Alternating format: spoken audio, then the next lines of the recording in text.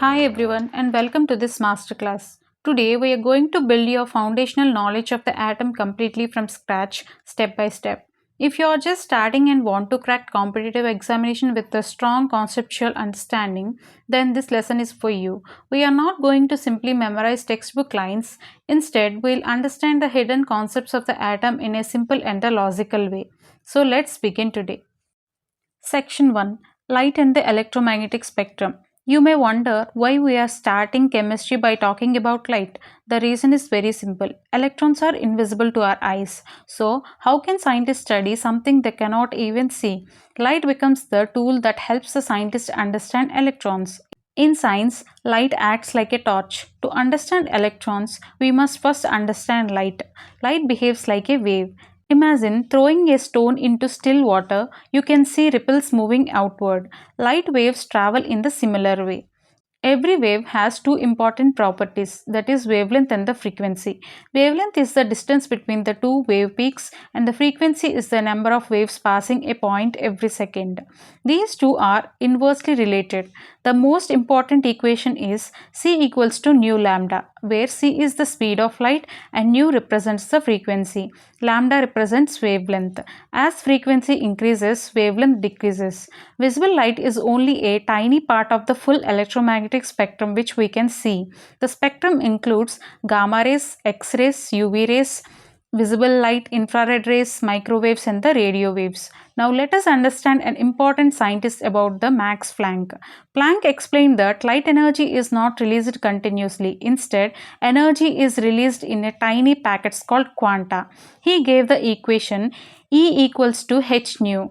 This means energy is directly proportional to frequency. So, blue light has more energy than red light. Next one is Bohr and Sommerfeld model. Scientists use light spectra to study atoms. Niels Bohr proposed an important model for the hydrogen atom. According to Bohr, electrons move in fixed circular paths around the nucleus. These paths are called orbits. Each orbit has fixed energy. An electron can jump to a higher orbit by absorbing energy. When it comes back to the lower orbit, it releases energy as light. Bohr's model explained hydrogen very successfully, but later scientists found a problem here. Using advanced instruments, they observed that spectral lines were splitting into finer lines. Bohr's circular orbits could not explain this. Then Sommerfeld modified Bohr's model. He introduced elliptical orbits along with the circular orbits. This improved the model, but it still failed for atoms having more than one electron. Scientists realized that the atom was much more complex. Next part is the quantum mechanical model. Now let us move to the modern concept of the atom. To observe a tiny electron, scientists need very short wavelength light, but high energy light disturbs the electron itself. This leads to an important conclusion. It is impossible to know both the exact position of the electron and its exact speed at the same time. This idea is related to Heisenberg uncertainty principle. So the idea of fixed circular paths became incorrect.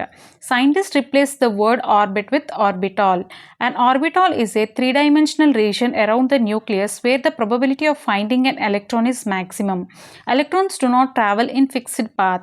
Instead, they exist in probability clouds. This concept became the foundation of the quantum mechanics. Erwin Schrödinger developed mathematical equation to describe these electron probability regions. Next part is the quantum numbers. Quantum numbers describe the complete address of an electron inside an atom. There are four quantum numbers. First one is principal quantum number, which is represented by n. It tells mainly about the main energy level, size of the orbital, and distance from nucleus. Values are n equals to 1, 2, 3, 4, and so on. These corresponds to K shell, L shell, M shell, and N shell. Next one is azimuthal quantum number, which is represented by L. It tells the shape of the orbital and the possible values depends on N. Subshells are S orbital, P orbital, D orbital, and F orbital. Next one is magnetic quantum number, which is represented by M. It tells the orientation of the orbitals in space. Next one is spin quantum number, which is represented by S. It describes the spin of the electrons. Electrons can spin in two different directions. One is clockwise direction and another one is anti-clockwise, represented as plus half and minus half. And the final concept is about the electronic configuration. Now, let us understand how electrons are arranged inside atoms. Electrons follow certain rules while filling orbitals. First one is Aufbau principle. Electrons fill lower energy orbitals first. Next one is Pauli's exclusion principle. No two electrons in an atom can have the same four quantum numbers. And the third rule is Hund's rule. Electrons enter empty orbitals singly first before pairing. These rules help us write the electronic configuration correctly. For example, hydrogen is 1s1, helium is 1s2, and lithium is 1s2, 2s1. Understanding electronic configuration is extremely important for chemical bonding and the periodic properties. The conclusion here is, so today we understood the nature of light, electromagnetic spectrum, Planck's quantum theory, Bohr's model, Sommerfeld model, quantum mechanical model, quantum numbers, and the electronic configuration. The structure of the atom may seem complicated at first, but when we understand the logic step by step, chemistry becomes more easier and much more interesting. Keep learning, keep practicing, and keep exploring the amazing world of chemistry. Thank you for watching.